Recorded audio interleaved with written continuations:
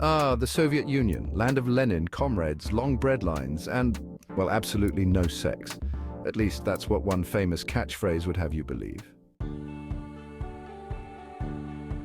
Welcome, friends, to a tale of how a few words from 1986 became a comedic legend and a point of cultural contention. Picture this, it's 1986, the height of the Cold War. Glasnost is in the air, and the Soviet and American worlds are awkwardly colliding in one of the first televised tele-bridges, hosted by the suave Soviet Vladimir Posner and America's very own Phil Donahue. It was an era-defining event. And what was the topic of this historic exchange, you ask? Politics, the arms race? Nope, women chatting about life stuff. During this conversation, an American woman drops the bombshell question of the day. Do you have commercials on your television? Because ours are full of sex. And then history was made.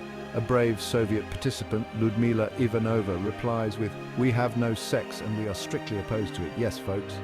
The phrase that launched 1,000 jokes was born. Ludmila did try to recover by adding, "We have no sex, we have love," but let's be real. The damage was done, and only the first half lived on to infamy. So, what happened next? The quote transformed into a catchphrase that seemed to perfectly capture the Soviets' prudish reputation, "There is no sex in the USSR." Suddenly it wasn't just a joke, it became a loaded symbol of the Soviet Union's taboo attitudes toward public discussions about, adult stuff. The phrase also got a second life in Soviet pop culture. Take this bureaucrat from the movie Forgotten Melody for a Flute, apologizing for daring to let informal art slip through the cracks. There is no sex. Oh, the irony. Segment transition. Enter a 90s-style computer graphic of the phrase Soviet sex debate. But wait, there's more. The quote wasn't just comedy gold. Supporters of the old Soviet regime argue it was misunderstood, taken out of context to mock Soviet society.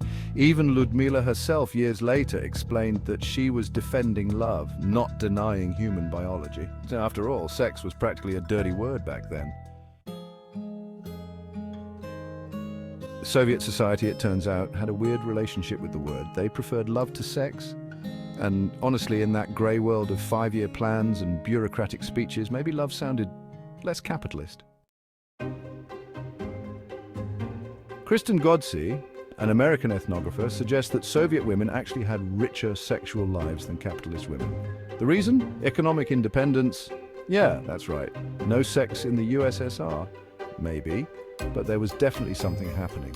Polish linguist Anna Wiertzbicker even argues that sex is a human universal, but many languages don't have a word for it that's as casual as the English sex. Maybe Ludmila just needed better vocabulary options. So, was there actually no sex in the USSR? Of course not. Humans will be humans after all, but this little phrase still stands as a hilarious testament to the awkward, clumsy moments of Cold War communication. In the end, the Soviet Union may be long gone, but that catchphrase lives rent-free in the collective memory. Just remember, comrades, in the USSR it was all about love, or maybe just very heavily censored romance. Wink.